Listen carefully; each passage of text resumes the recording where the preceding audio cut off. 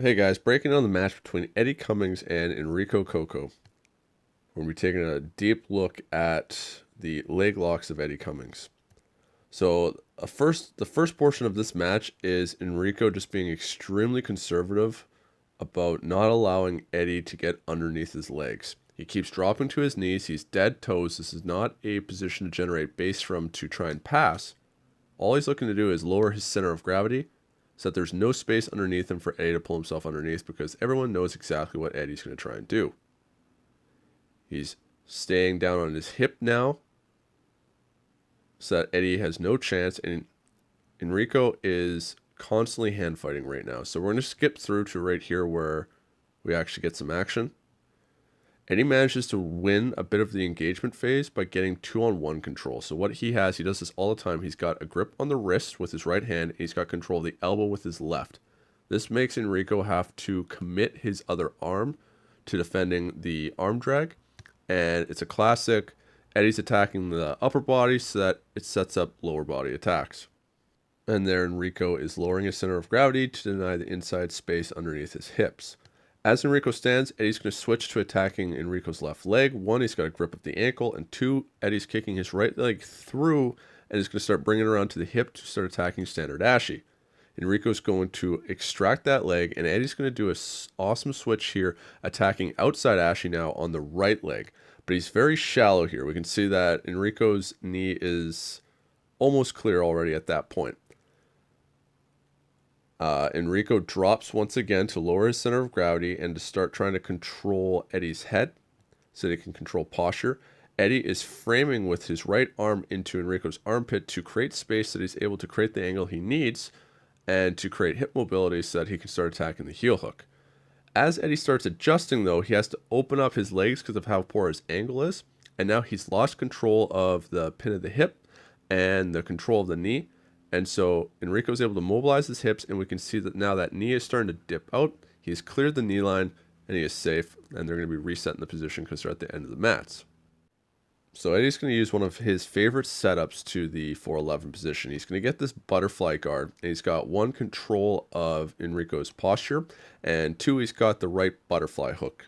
He's also extending his left arm through, and he's controlling the ankle or the toes of the opposing leg to deny Enrico the ability to base effectively with it. What he's doing is he's going to elevate with that butterfly hook, and he's going to withdraw his left leg underneath while the knee's up in the air. Enrico is able to base with his right hand to hold himself up, but that actually just helps Eddie because it's keeping Enrico's hips in the same location. Eddie hips up and starts to create a closed circuit by closing his legs around so that now he has trapped Enrico's left leg. And Enrico doesn't have the ability to post at that back left angle. And so Eddie creates a little bit of a hip shovel there to drop Enrico to the side that he's unable to post to the dead angle. So Eddie has now established the 411 position. Enrico's left leg is the leg that's going to be attacked. The hip is controlled with Eddie's right leg, and Enrico's knee is controlled by Eddie's left leg, curling up, creating a wedge behind the knee.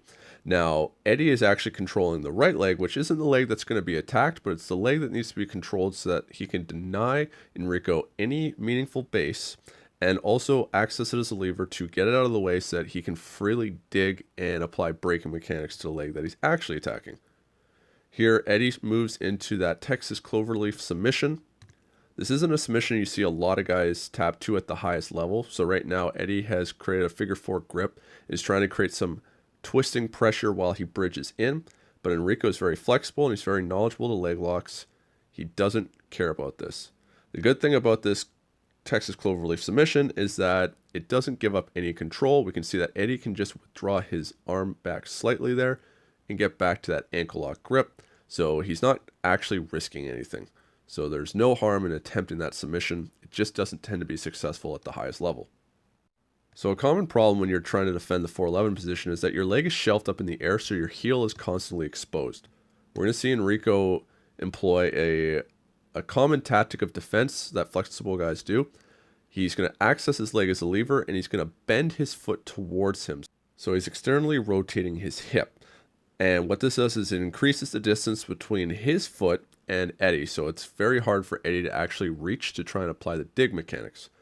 The only problem with this is that his hip and his knee are actually still controlled. And so what Eddie's going to do is he's going to sit up so that he's able to start accessing that lever by curling his bicep around it. And now he's going to be able to use his entire body in strong alignment to fight Enrico's one arm that he's using to hold his foot that's already in bad alignment because he's externally rotated his hip. Eddie is starting to reach to threaten a toe hold because of the angle that Enrico has created with his leg. And Enrico is just engaging in that hand fight, denying Eddie the grips. Eddie once again goes for it. Here he manages to hook it up, but it's a very hard angle to actually be able to apply the proper pressure needed to actually break somebody's ankle or knee within the toe hold. We can see Enrico's not actually panicking here. He's able to easily defend it. Eddie's going to start switching to the heel hook, so he's going to win the hand fight here by grabbing Enrico's wrist and pushing it out of the way. So now he's won one part of the range battle. He's now able to thread his right arm underneath to get a grip on the Achilles. And he's going to start separating Enrico's legs with his elbow. So by having his elbow here, Enrico's no longer able to cross his ankles. As Eddie starts bringing this elbow across, he's going to get Enrico's toes into his armpit so that he's able to start creating rotation in the leg. And here we can see the structure of Enrico's leg start to fail. The leg has been bent. The toes are pointing in a different direction than Enrico's hips and shoulders, and his heel is becoming exposed. So Enrico is going to roll to try and hide that heel from Eddie. The problem is that Enrico stops here and bases and lifts his hip to try and drive away. But Eddie's got too strong a control of the hip and the knee. And so at this point, Eddie is able to connect the grip on the heel and start employing the braking mechanics. So here, his leg starts to bend. Enrico starts turning to hide the heel, stops for a moment, and now this is the kind of shit that nightmares are made out of. Enrico is up in the air, falling, as Eddie has this aggressive grip and mean look on his face. He is starting to crank on the heel and bridge, and Enrico is constantly falling in a direction that is actually going to be adding pressure to the leg. The thing that saves Enrico from being injured here is that Eddie doesn't have the best braking mechanics. He's got control, pin of the hip, and he's got control of the knee, but we can see that the access to the lever is actually a bit weak compared to how Eddie usually finishes his heel hooks. The heel is high up on Eddie's forearm, his wrists are past the heel, and so he's not able to actually apply as much torque into the knee as he usually does. And so that's why we see Enrico pause for a moment there before conceding to the tap.